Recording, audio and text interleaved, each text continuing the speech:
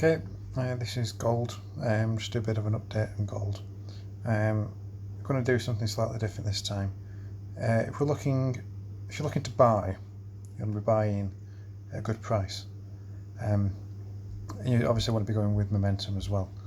One of the best ways you can find momentum is just with trend lines, just long-term trend lines.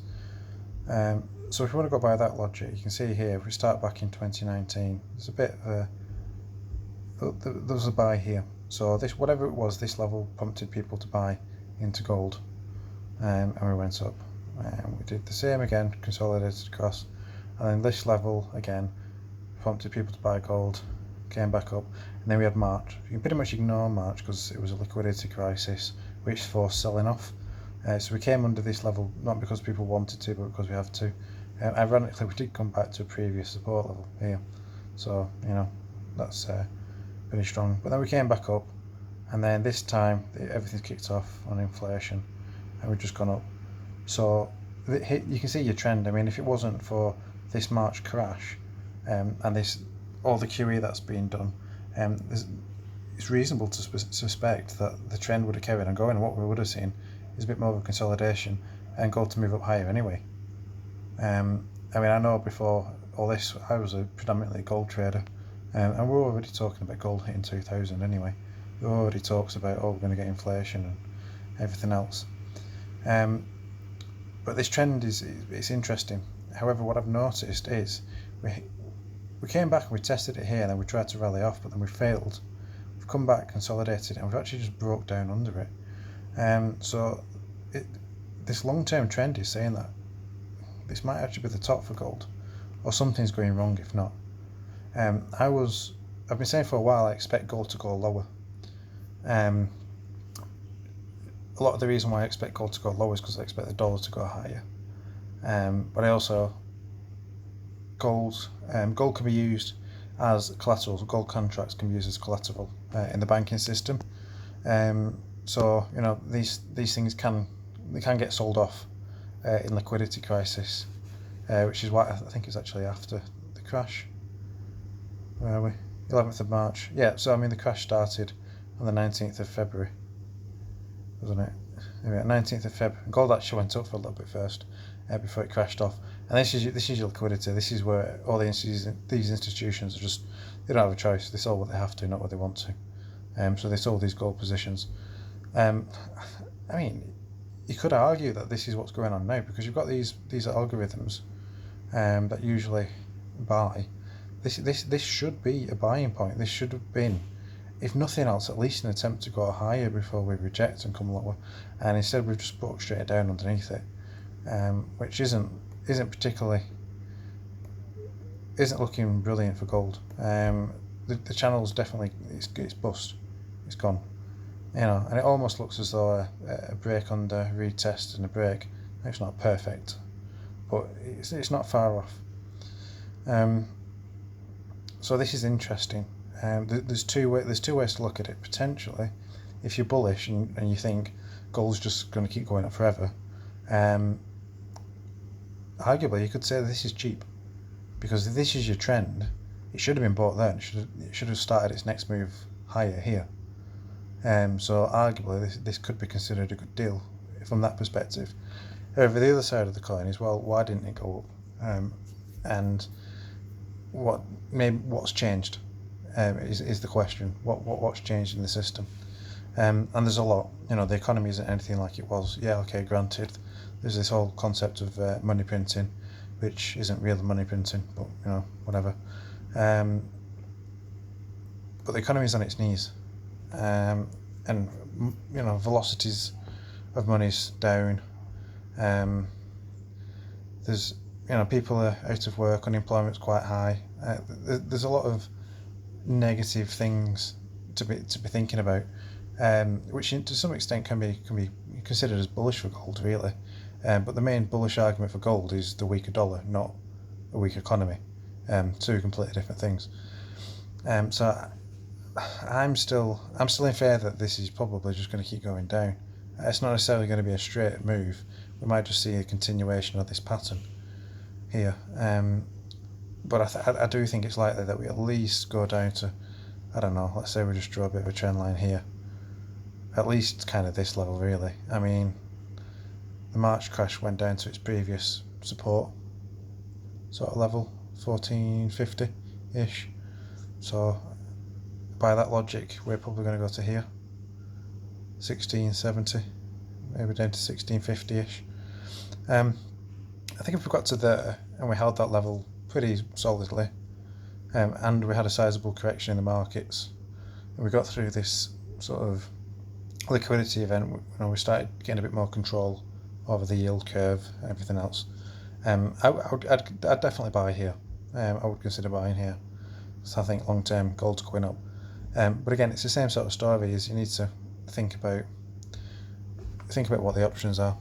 You need to think about where the dollar's going to go. It's alright saying, oh well, they're going to print all this money off and gold's going to go down, and the dollar's going to go down. Sorry, but is that necessarily going to happen? And then it's relative as well. Okay, brilliant. The gold's been money for 4,000 years, and US dollar's just fiat, but you can't go and pay your mortgage in gold bars. At least not in most areas. You can some places, but not everywhere. Which you can do with this paper money. So you don't have to like it. I don't like fiat. I'd much rather see something more solid, but it is what it is, whether you like it or not. Which means that paper is effectively a lot more valuable than a yellow rock, because that's all gold is. Okay, there's a limited-ish supply in the sense that it has to be mined, but ultimately it's not really any different. It's just the only value in gold comes because we give it value. People like shiny metal. That's basically what it is. So with that in mind, I think potentially if we can get gold down to here, that'll be worth the risk. I do think there's more downside potential, but that could be a good buying opportunity. Now is the sort of the point where we're considering looking for either a change in direction, a change in trend, or a sell-off, really. I mean, if we go about long term, this is the weekly chart. The brilliant thing with gold as well is that there's so much data on it because it's been around for so long, which is brilliant. You've got inflation to think about as well. So obviously gold is a hedge against inflation. You can argue that 2011 and it was $1,900, and then we peaked at 2,100. You could argue that adjusted for inflation, this is going to be a lower level than what we peaked at in 2011. Now, not necessarily a lot lower, but a bit lower. And we certainly didn't have that rally. Look at the length of that. Gold came down from 2006, it was down here, $500 up to 1,900 in a few years. So that's a big, big move. Then we've got this nice round shape. We've had this rally. The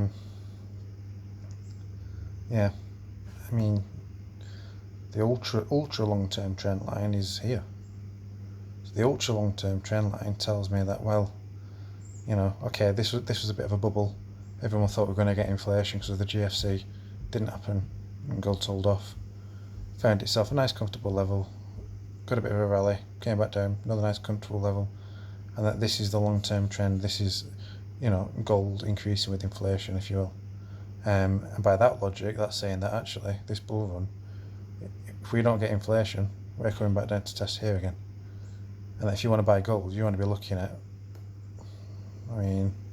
depends on your time frame, because obviously this is a rising trend, but arguably, if this comes down by March 2022, December, October, let's say this comes down by the end of the year, arguably, you're looking at gold going down to 1,300 before it carries on going. I don't think that's going to happen. I do think we will get inflation because of the fiscal spending, but it's, where does that inflation go? And then you've also got the liquidity event to think about. Then it's okay, the government are spending $7 trillion. The government are spending trillions of dollars. The Fed's balance sheet has gone up by $7 trillion. But unemployment's also at an all-time high as well. So it kind of offsets it really. So yeah, okay, whilst one balance sheet's going up, the other balance sheet's going down, and quite considerably. So you can't just look at one and go, oh well, they're spending money. Well, they are, but are they just spending the difference between what would have been made in the private sector? In which case, it's probably actually deflationary, because whilst they've covered the costs, it's the taxpayer that has to pay for it, and it comes with interest, and it's never going to be as productive as the private sector. The private sector is profitable and a lot more efficient, whereas the governments just spend for the sake of spending, which doesn't have the same effects in the economy. So there's a lot of things to consider. I would be looking with gold for the long-term trend. At the moment, everyone's talking about inflation, everyone's talking about gold, so it's reasonable to suggest that it's overpriced. And what you need to be doing is you need to be waiting for things to collapse, and the economy to start falling, and then for inflation to really kind of, maybe not necessarily not hit, but at least settle down, and for the worries to go away, and for people to stop talking about gold.